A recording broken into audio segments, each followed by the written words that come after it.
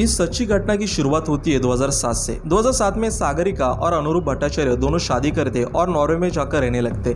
सागरिका के पति जियोफिजिस्ट होते और वो नॉर्वे में जॉब कर रहे होते। 2008 में सागरिका प्रेग्नेंट होती है और अपने पहले बच्चे को जन्म देने के लिए इंडिया आ जाती है और अपने पहले बेटे को जन्म देती है जिसका नाम अभिज्ञान होता है। सागरिका अपने बेटे के साथ 1 साल कोलकाता में ही रहती है। फिर उन्हें धीरे धीरे पता चलता है कि उनके बेटे में ऑटिज्म के सिम्टम्स है जो कि दिमागी बीमारी है। तो सागरिका बेटे के अच्छे इलाज के लिए फिर से अपने पति के अनुरूप के साथ 2009 में नॉर्वे चली जाती है। उस वक्त उनका बेटा 14 महीने का होता है। नॉर्वे जाकर भी बेटे की दिमागी बीमारी में सुधार नहीं होता और वक्त के साथ हालत और खराब हो जाती है। 2010 में सागरिका और अनुरूप अपने बेटे को नॉर्वे में एक फैमिली किंडरगार्टन में डाल देते।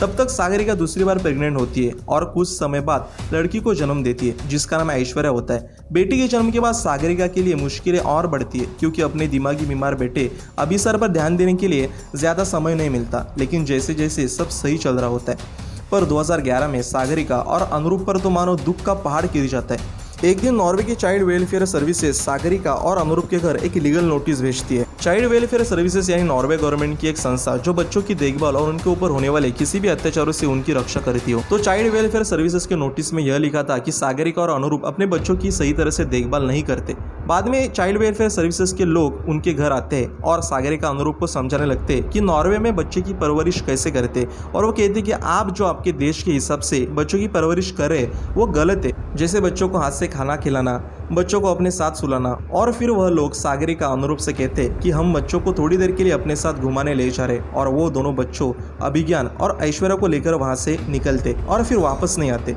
उन 2 बच्चों को फॉस्टर होम में दाखिल करवा देते या सागरिका और अनुरूप बच्चों की राह देखते रहते। फिर उन्हें पता चलता है कि चाइल्ड वेलफेयर सर्विसेज ने उनसे धोखे से बच्चे छीनकर फॉस्टर होम में रखवा दिए। सागरिका और उनके पति अनुरूप भट्टाचार्य पर यह आरोप लगे होते कि वे बच्चों को जबरन हाथ से खाना खिलाते, अपने साथ में सुलाते, उन्हें दही खिलाते। दरअसल जो भी आरोप होते वो भारतीय संस्कृति में बच्चों की परवरिश का अभिन्न अंग है। उसमें कोई गलत बात तो नहीं है पर नॉर्वे में यह सब गैर कानूनी माना जाता था क्योंकि उन्हें सिर्फ अपने रूल्स एंड रेगुलेशंस की परवाह थी। भारत और नॉर्वे के कल्चरल डिफरेंस को ही उन्होंने नहीं समझा और कुछ भी आरोप लगा दिए। सागरिका ने जिस किंडरगार्टन में अपने बच्चों को डाला था वहाँ के लोगों ने देखा कि बड़े बेटे अभिज्ञान की दिमागी हालत ठीक नहीं है और इसमें सागरिका को दूसरी बेटी हो चुकी है। तो वो ना ठीक तरह से अपने बीमार बेटी की तरफ ध्यान दे रही है और ना अपने बच्ची की तरफ ध्यान दे रही है। और साथ ही उन लोगों को सागरिका की बच्चों पर होने वाले भारतीय परवरिश से भी एतराज था। वह लोग चाइल्ड वेलफेयर सर्विसेज में सागरिका और अनुरूप के खिलाफ कंप्लेंट करते। अब यह केस नॉर्वे के country committee on social affairs में चला जाता है जिसे हम कोर्ट कर सकते। वहां पर चाइल्ड वेलफेयर सर्विसेज सागरिका और अनुरूप पर और आरोप लगाते जैसे कि अनुरूप ने अपने बच्चों के साथ मारपीट की है, बच्चों की मां सागरिका की दिमाग की हालत ठीक नहीं है, वो बच्चों के ऊपर चिल्लाती है, उन्हें तंग करती है, बच्चों को घर में खेलने के लिए जगह नहीं है, सागरिका की उम्र कम है और वो 2 बच्चों को संभाल नहीं सकती, उतनी कैपेबल नहीं है, उन्होंने अपने बच्चों को थप्पड़ मारा है। यह केस 1 साल से अधिक चलता है और तब तक बच्चे फोस्टर होम में रहते हैं। बच्चों के पेरेंट्स को साल में सिर्फ 3 बार 1-1 घंटा उनसे मिलने की इजाजत देते हैं। इस दौरान सागरिका और अनुरूप के रिश्ते में दरार आ जाती है। कहा जाता है कि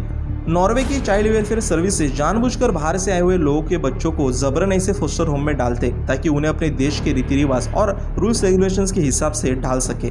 खुद नॉर्वे में भी चाइल्ड वेलफेयर सर्विसेज के खिलाफ वहां के नागरिकों ने प्रोटेस्ट किया है। 2012 में यह केस के बारे में भारतीय सरकार को पता चलता है तो उस वक्त के परराष्ट्र मंत्री SM हुसैन नॉर्वे सरकार से बात करते कि बच्चों को अपने माता पिता के पास भेजा जाए पर नॉर्वे सरकार उस पर राजी नहीं होती और कहती है कि इंडिया में बच्चों के चाचा है डेंटिस्ट अरुणा भट्टाचार्य, उनके साथ बच्चों को शिफ्ट कर सकते। और आखिरकार 2012 में नॉर्वे सरकार बच्चों को इंडिया में उनके चाचा के पास छोड़ देती है। सागरिका को इंडिया में भी बच्चों की कस्टडी के लिए लड़ना पड़ता है क्योंकि अपने पति से अलग हुई होती है। तो 2012 में सागरिका कोलकाता हाईकोर्ट में अपील करती है। तब तक बच्चे उनके चाचा और दादा के साथ रहते थे।